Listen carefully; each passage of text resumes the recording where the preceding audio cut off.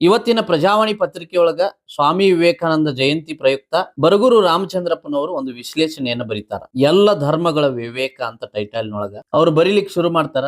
ಕೆಲವರ ವಿಚಾರಧಾರೆಗೆ ಚಾರಿತ್ರಿಕ ಮಹತ್ವ ಇರುತ್ತದೆ, ಇನ್ನು ಕೆಲವರ ವಿಚಾರಧಾರೆಗೆ ಚಾರಿತ್ರಿಕ ಮಹತ್ವದ ಜೊತೆ ಜೊತೆಗೆ ಸಮಕಾಲೀನ ಪ್ರಸ್ತುತತೆಯೂ ಇರುತ್ತದೆ. ಈ ಪ್ರಸ್ತುತತೆಗೆ ಎರಡು ಕಾರಣಗಳು. ಒಂದು, ಅಂತವರ ವಿಚಾರಧಾರೆಯಲ್ಲಿರುವ ದರ್ಶನಾತ್ಮಕ ಹಾಗೂ ಸಾರ್ವತ್ರಿಕ ಸತ್ಯದ ಸಂಗತಿಗಳು. ಎರಡು, ಅಂದಿನ ವಾಸ್ತವಗಳಿಗೆ ಹೋಲುವ ಸಾಮಾಜಿಕ ವಾತಾವರಣ ಇಂದಿನ ದಿನಮಾನದಲ್ಲೂ ಇರುವುದು. ವಿವೇಕಾನಂದರಂತಹ ದಾರ್ಶನಿಕರು ಎರಡು ಕಾರಣಗಳಿಂದಲೂ ಪ್ರಸ್ತುತರಾಗಿರ್ತಾರೆ. ತಮ್ಮ ಆಧ್ಯಾತ್ಮಿಕ ಚಿಂತನೆಯ ಜೊತೆ ಜೊತೆಗೆ ಸಾಮಾಜಿಕ ಕಾಳಜಿಯ ಕರುಳ ಚಿಂತನೆಯಲ್ಲಿ ತೊಡಗುವ ಮೂಲಕ ವಿವೇಕಾನಂದರು ಸಮಕಾಲೀನರಾಗುತ್ತಾರೆ. ಅಧ್ಯಾತ್ಮದ ಆಕಾಶಯಾನದಲ್ಲಿ ಸಂಭ್ರಮಿಸದೆ ಭೂಮಿಯ ಸಂಕಟಕ್ಕೆ ಸ್ಪಂದಿಸಿದ್ದು, ಪ್ರತಿಕ್ರಿಯಿಸಿದ್ದು, ಬದಲಾವಣೆ ಬಯಸಿದ್ದು ಇವರ ವ್ಯಕ್ತಿತ್ವದ ವಿಶೇಷ.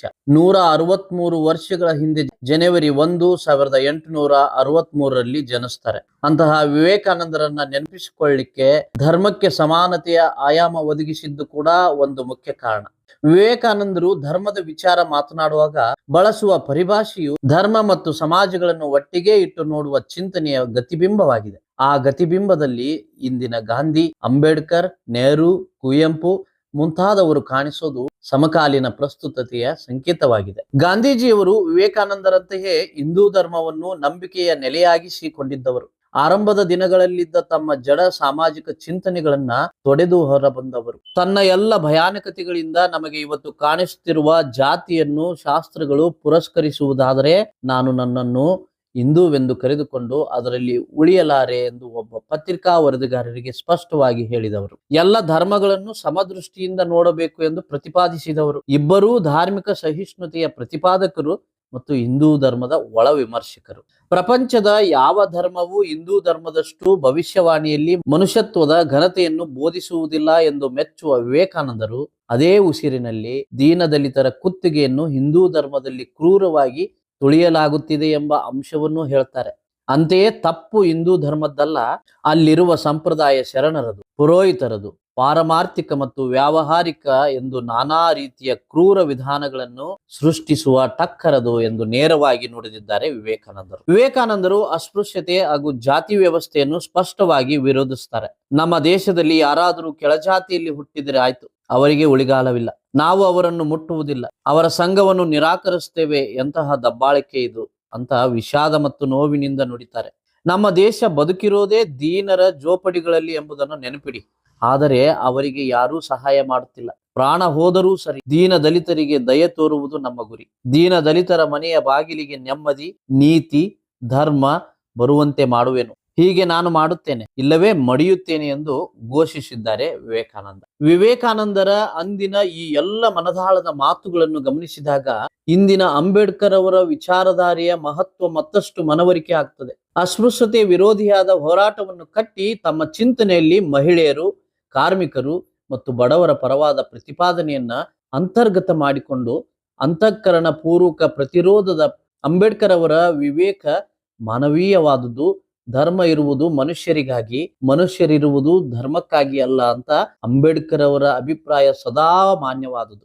ಹಿಂದೂ ಧರ್ಮದಾಚೆಗೆ ನಿಂತ ಅಂಬೇಡ್ಕರ್ ಅವರ ದೀನದಲಿತರ ಪರವಾದ ವಿಚಾರಧಾರೆ ಮತ್ತು ಹಿಂದೂ ಧರ್ಮದ ಒಳಗಿದ್ದೇ ದೀನದಲಿತರ ಪರ ದನಿಯೆತ್ತಿದ ವಿವೇಕಾನಂದರ ವಿಚಾರಧಾರೆಯನ್ನು ಅಕಾಡೆಮಿಕ್ ದೃಷ್ಟಿಯಿಂದ ಅಧ್ಯಯನ ಮಾಡಬಹುದು. ಅಂಬೇಡ್ಕರ್ ಅವರು ಬುದ್ಧ ಗುರುವಿನ ಅನುಯಾಯಿಗಳೆಂದು ಜಗತ್ತಿಗೆ ಗೊತ್ತು. ವಿವೇಕಾನಂದರಿಗೂ ಬುದ್ಧ ಗುರುವಿನ ಬಗ್ಗೆ ಅಪಾರ ಗೌರವ.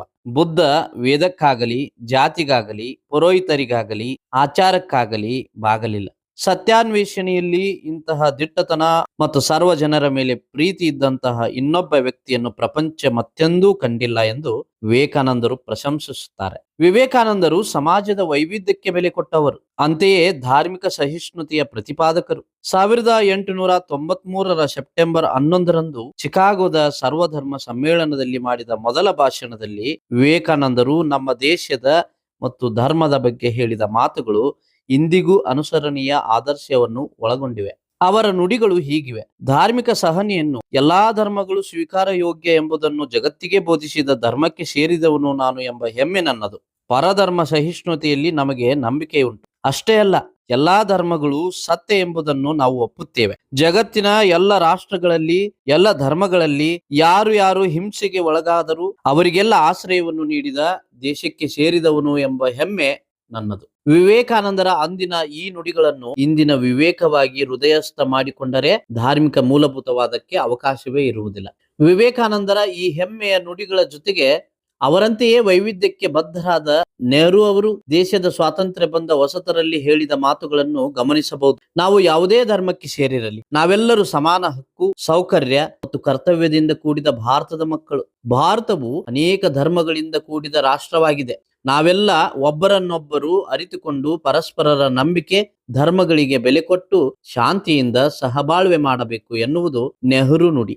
ವಿವೇಕಾನಂದರು ಶಿಕ್ಷಣ ಸ್ವಾಮ್ಯದ ವಿಷಯಕ್ಕೆ ಬಂದಾಗ ಬ್ರಾಹ್ಮಣರನ್ನು ಟೀಕಿಸಿದರೂ ಅವರ ದೃಷ್ಟಿಕೋನದಲ್ಲಿ ಇದ್ದದ್ದು ಒಟ್ಟು ಪುರೋಹಿತಶಾಹಿ ಮನೋಧರ್ಮದ ವಿರೋಧವೇ ಹೊರತು ಜಾತಿ ವಿರೋಧ ಅಲ್ಲ. ಕುವೆಂಪು ಅವರು ತಮ್ಮ ಬಗ್ಗೆ ಬ್ರಾಹ್ಮಣ ವಿರೋಧಿ ಎಂಬ ತಪ್ಪು ತಿಳುವಳಿಕೆ ಮೂಡಿದಾಗ ಸ್ಪಷ್ಟನೆ ನೀಡಿ, ವರ್ಣಾಶ್ರಮದ ವಿಷಯ ಬಂದಾಗ ಅನಿವಾರ್ಯವಾಗಿ ಬ್ರಾಹ್ಮಣ ಜಾತಿಯ ಪ್ರಸ್ತಾಪ ಮಾಡುತ್ತೇನೆಯೇ ಹೊರತು ನಾನು ಯಾವುದೇ ಜಾತಿಯ ವಿರೋಧಿ ಅಲ್ಲ, ಯಾಕೆಂದರೆ ನನಗೆ ಜಾತಿಯೇ ಇಲ್ಲ ಎನ್ನುತ್ತಾರೆ. ಪುರೋಹಿತಶಾಹಿಯು ಎಲ್ಲಾ ಧರ್ಮಗಳಲ್ಲೂ ಇದೆ ಎಂದು ಪ್ರತಿಪಾದಿಸಿದ್ದಾರೆ. ಇಲ್ಲಿ ಇಬ್ಬರ ವೈಚಾರಿಕ ಸಾಮ್ಯತೆಯನ್ನು ಗಮನಿಸಬಹುದು. ವಿವೇಕಾನಂದರು ಹೇಳಿದ ಇನ್ನೊಂದು ಮಾತು ಮುಖ್ಯವಾದುದು. ಧರ್ಮವು ದೇವಸ್ಥಾನ ಕಟ್ಟುವುದರಲ್ಲಿ ಇಲ್ಲ, ಅಥವಾ ಸಾಮಾಜಿಕ ಪೂಜೆಗೆ ಹೋಗುವುದರಲ್ಲಿಯೂ ಇಲ್ಲ. ಧರ್ಮವೆಂದರೆ ಸಾಕ್ಷಾತ್ಕಾರ ಎಂಬ ಅವರ ನುಡಿಗಳನ್ನು ಗಮನಿಸಿದಾಗ 12ನೇ ಶತಮಾನದಲ್ಲೇ ಬಸವಣ್ಣನವರು ದೇಹವೇ ದೇಗುಲ, ಸ್ಥಾವರ ಕಳಿವುಂಟು ಜಂಗಮ ಕಳಿವಿಲ್ಲ ಎಂದು ಪ್ರತಿಪಾದಿಸಿದ ಹೊಸ ಪರಿಕಲ್ಪನೆ ನೆನಪಾಗ್ತದೆ. ಅಂತೆಯೇ ಕುವೆಂಪು ಅವರು ಜಲಗಾರ ನಾಟಕದಲ್ಲಿ ದೇಗುಲ ಮತ್ತು ದೇವರನ್ನು ಹೃದಯಕ್ಕೆ ತಂದದ್ದು ಗಮನೀಯವಾಗುತ್ತದೆ. ಧಾರ್ಮಿಕ ಸಾಮರಸ್ಯ ಕುರಿತಂತೆ ವಿವೇಕಾನಂದರು ದೃಢದನಿಯಲ್ಲಿ ಪ್ರತಿಪಾದಿಸಿದ ವಿಚಾರಧಾರೆಯು ಎಂದೆಂದಿಗೂ ಪ್ರಸ್ತುತವಾದುದು. ನಾವು ಮಾನವ ಮಾರ್ಗವನ್ನು ಎಲ್ಲಿ ವೇದಗಳು, ಬೈಬಲ್, ಕುರಾನ್ ಇಲ್ಲವೋ ಅಲ್ಲಿಗೆ ಕರೆದೊಯ್ಯಬೇಕು.